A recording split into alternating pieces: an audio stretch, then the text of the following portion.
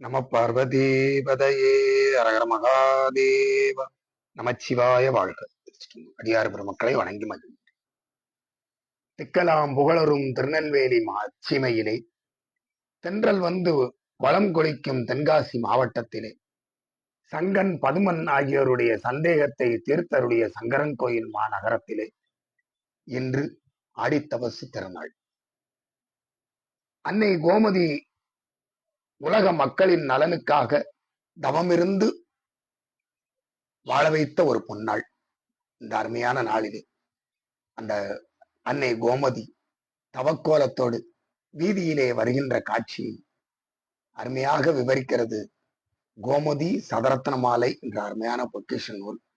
இந்த நூலை அருளி செய்தவர் எங்களுடைய சபையின் ஆசிரியர், சைவ சித்தாந்த சபையினுடைய அதை தோற்றுவித்து வழிநடத்திய எங்களுடைய ஆசிரியர் சித்தாந்த பண்டித பூசணம் சிவஸ்ரீ ஈஸ்வரமூர்த்தி பிள்ளை ஐயா அவர்கள் கோமதி சதரத்ன மாலை என்ற ஒரு அருமையான நூலை அருளை செய்திருக்கிறார்.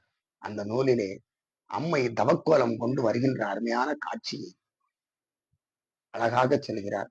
அணியாரும் விழா நாளில் அலங்காரம் பல கொண்டு மணிநீதி முழக்கோடு வரும் என்னை கண்டக்கால் பணியாத தலை பணியும் பாடாத நா பாடும் தனியாத சிந்தையும் தான் தனிந்தொடுங்கும் கோமதியே.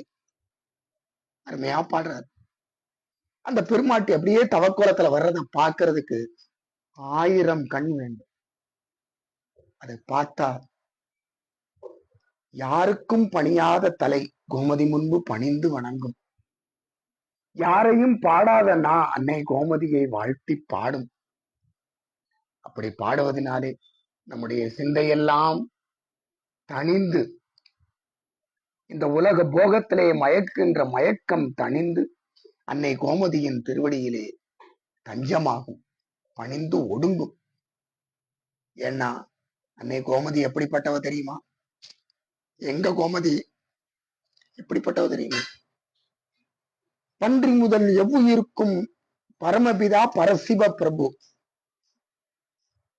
பரமசிவன் எல்லா உயிருக்கும் பன்றி முதல் எவ்வுயிருக்கும் 84 லட்சம் 100,000 யோனி பேதத்திற்கும் தகப்பனாக இருக்கிறவன், பரமபிதாவாக இருக்கிறவன்.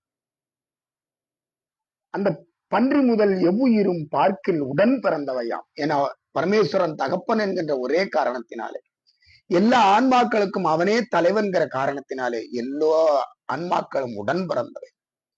பன்றி முதல் எவ்வுயிரும் பார் முழுக்க பொது உடைமை. அந்த பன்றி முதல் எவ்வுயிருக்கும் பரிவுடையாய் கோமதியே என்று வாழ்த்துகின்றார். பன்றி முதல் எவ்வுயிருக்கும் பரிவுடைமையாக இருக்கின்ற அந்த அன்னை கோமதி நம்மீதும் பரிவு கொண்டு நமக்காக சங்கர நாராயண கோலத்தை தரிசிப்பதற்காக இங்கே அருமையான தவம் இருக்கின்றார். இந்த அருமையான தவக்கோலத்தில் அப்பெருமாட்டியை தரிசிக்கின்ற பெரிய பாக்கியம் அடியங்களுக்கு இன்று கிட்டியிருக்கிறது.